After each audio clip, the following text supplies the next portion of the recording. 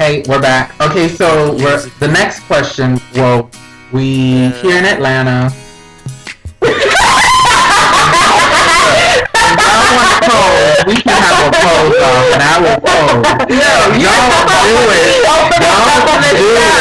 Don't do it, because I will get into it. We're posing because we're not saying anything. We got to entertain.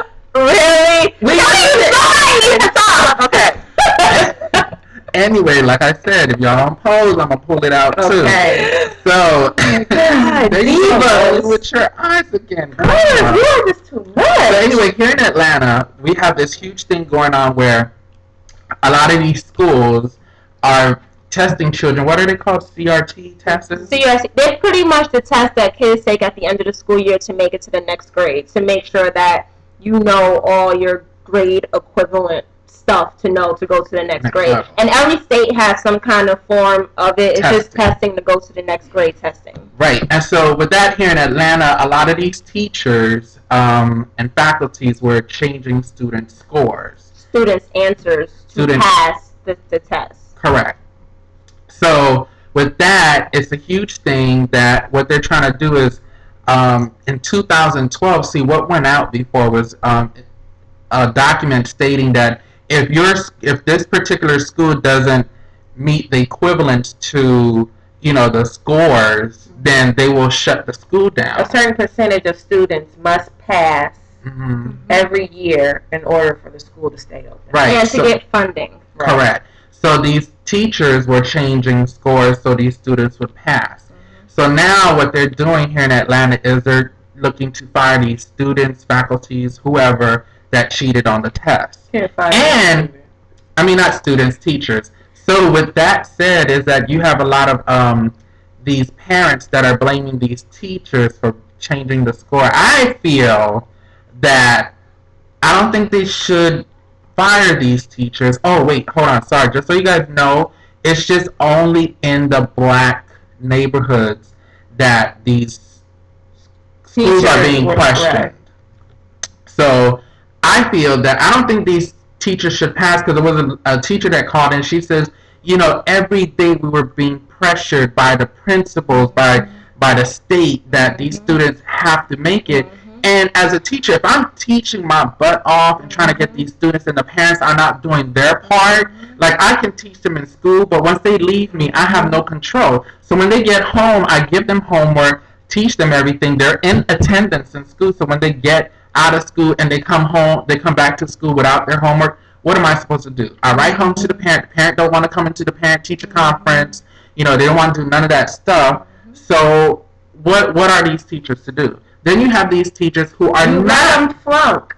That's what they're to do. That's their job. But then that school still gets not penalized. What? So then let's say worst case scenario, the teacher gets laid off or whatever the case may be. Go to another school and get a job.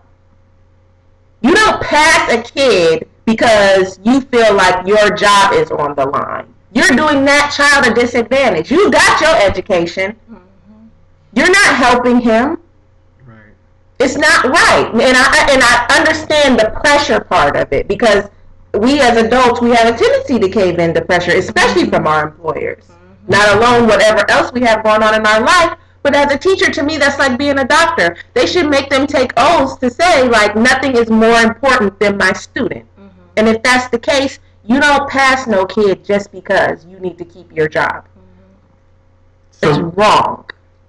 So what do you do with these kids who want to learn, but their parents are not even there to assist? It takes two. I'm sorry. It takes the teacher. Right. It takes Twitter, friends, Google. Yeah, it takes all of that to help these children nowadays, because nowadays it's a totally different breed of children. There's so much for them to get into. And the other thing, too, is with Atlanta and the state of Georgia, we're behind in teaching these kids anyway. Like, education. Kids up north and in other states and even other countries are so more far advanced in learning and teaching.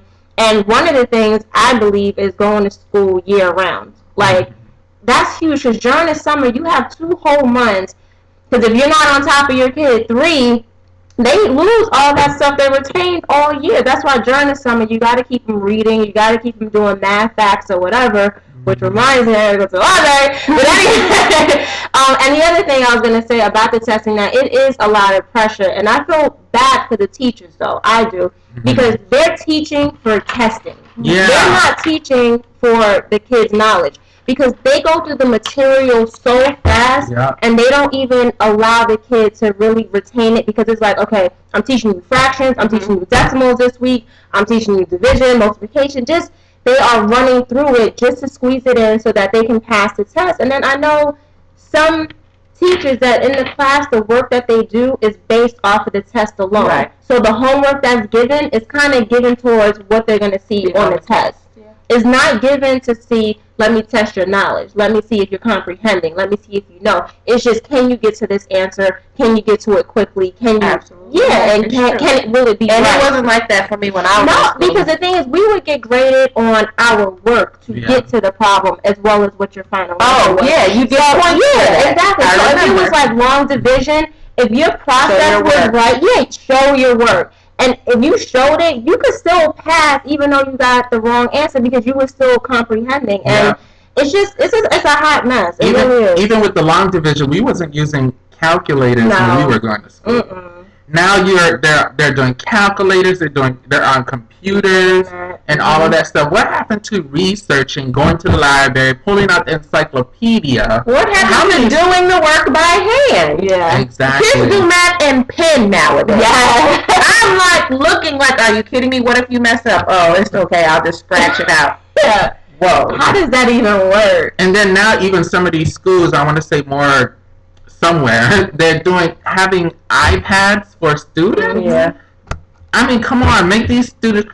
They're saying now because there's so many texting, these children text shorthand. They can't even spell it. Hush. They can't even spell the it. real word. The real word. Because if they're gonna write it out, they're gonna write how they text. Yeah. Now that's stupid. So my thing is, and then some of these kids can't even write in script.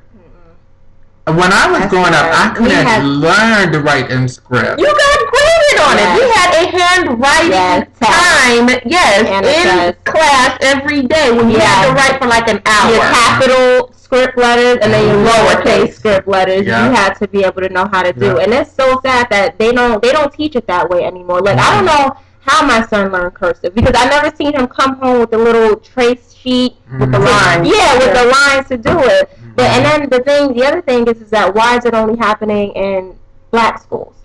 Right. And I'm thinking because it's the funding that they receive in the lower income neighborhoods from the state, so then the state puts more pressure to say, okay, you gotta pass, you gotta pass, you gotta pass. I think they should fire teachers. I really You do. think they should fire them? Yeah, because I think they should start making the said, school days longer. definitely. If they have to start taking more breaks throughout the day to compensate, and like you said, go back to year round. There's no reason why you need to be off all summer. No. All summer. Even if you did like long breaks, like a 2-week break, so that a family could go away on vacation, let's say for winter or spring or summertime. Families can't even afford vacation right now. We broke. These kids need to be in school. I can't pay for daycare. Exactly. I can't pay for day camp, summer camp, band camp, But none that's of going to be the the camp. reason why they should be in school all year. But no, I'm saying, y'all, but it will compensate. It would make up for it instead of them walking around the damn apartment complex, breaking into people's cars, blowing up fireworks 2 weeks after the 4th of July, getting into fights because it's hot and they irritated and they don't want to be in the house. They're bored. You know what I'm saying? Yeah, burning the electricity all day. Eating all my food. Yeah. Yes, Jesus. Can I get a lunch ticket back in effect, please? Thank you. And thank you. Can I send the children back to their mama? No. No. You the mama. No. So I just think that this sucks with the state of Georgia or Atlanta, wherever it's happening at, and these teachers got to get it together. And the thing that I hate is that a lot of teachers are teaching to get a check. They no longer like to teach. They no longer enjoy children, and they are just there so they can care less. And those are the teachers they need to weed out, because those are the teachers that are not doing anything beneficial. Don't even pay that much. So then quit. Exactly. You hate the kids. You hate teaching. You hate everything about your job, and you get no money. Then please and thank you quit. Because I've had teachers where I've been more on it than they have. where I had to get them to email me, to answer my call. I had to meet with Have you principals. seen Bad Teacher, the movie? No. We did. Uh-oh. And that's some for real. Yes. And when I was in school, it was nothing like that. We had teachers that had been teaching for like 40 years in my school, like a 60-year-old We teacher. had teachers that would stay after school to help, that would yes. come early Yeah. if you needed, that would reach out to your parents and say, I'm going to be here for this time, this Yes. time. I'm going to keep your child here. Yes. There's a bus that will bring them home or whatever. They would make the arrangements for On the your weekend, kids. there's programs in your neighborhood that they can be a part of, Yes, whether to get it's extra a help. fraternity, community center, whatever the case may be. Teachers don't care no more. From 8 to 3, that's my time. Yeah, now let me tell you guys. Let me tell you guys about these bus drivers that when these students fight. Let me tell you something. Pull that daggone bus over, I know that's lock right. it, My bus and driver call- used to do that. and call the police. Down 911. My Don't bus try to break driver up these would- kids because they will blame you. And the camera editing. And they It's might no beat you joke. up. Yeah. It's you versus a bus full of kids. Yes. No. Pull that bus over on the dirt. Lock that door and call 911. I sure would. Seriously. Ow. Shoot. That's what happens when you're trying to steal the spotlight. Well, my thing is, I don't know if y'all know, but I'm still going to school to be a teacher. But I want to teach the little kids, the first grade, that are still smart. kindergarten, second grade, the ones that want to learn and can't beat me up too bad because I am still small. But yeah, they won't hurt me like high school kids would, or rape me. But yeah, hopefully when I get into the system, I hope I don't experience that where I feel like I have to force my students to pass. Because I know my daughter took a CRCT for first grade to make it to second grade. Yeah, you're supposed to take it for every grade level. Yeah, kindergarten is the only grade they didn't have to take it. All right, so with that, there's one more thing we want to go to real fast. The big O? The big O. The big O. Oh, damn it. And can we do this to... What? You don't want to talk about it? What? You said, damn it. No, say what you're going to say. Oh, I want to see if this applies, or how it applies to men and women. I kind of already know for guys. You guys have a tendency of just cheating all the time. Okay, so the question is... I don't know who that is. Anyway, okay, so the question was, it was written to the radio station. This girl wrote and said that she's been with this guy for a while. He's perfect. I mean, he's perfect with money, the communication. He's successful, supports her, loves her, everything. Emotional. He's a perfect man. But in bed, she has not reached an orgasm. And she doesn't know what it is or anything like that. What should she do? So, y'all want to answer it really quick? Buy toys. No. I say stay with the guy and teach him. You have to teach these men, because and the question is too. Do you know how to do it for yourself? Yeah. Do you know your own body? If you don't know your own body, the man can't help you. No.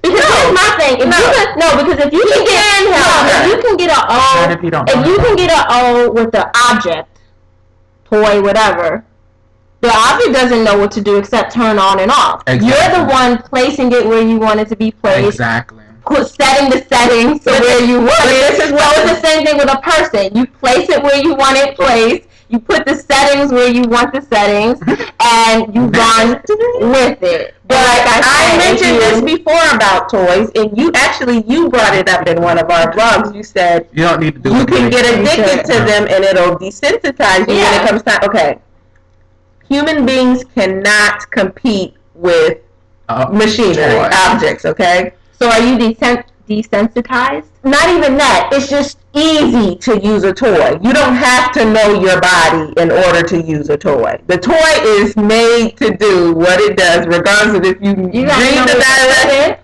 You don't put it on your forehead and expect But some people do. Like that, you could take a vibrating thing, and put it all over your body. Like you can do that. Yeah, it's the sensation. That's what they're made for. So this is my thing.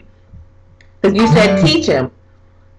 But he can't help her too. Like whether or not she knows her own body, he can help her explore herself as well. Mm-hmm. I'm thinking that it's a deeper issue.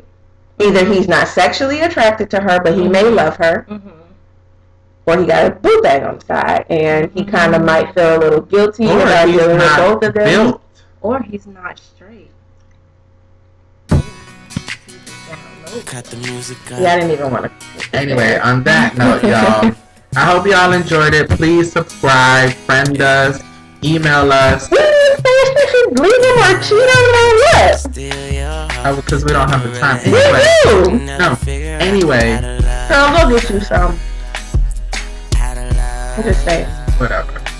Anyway, meet us, write us on goodsadfab3@gmail.com.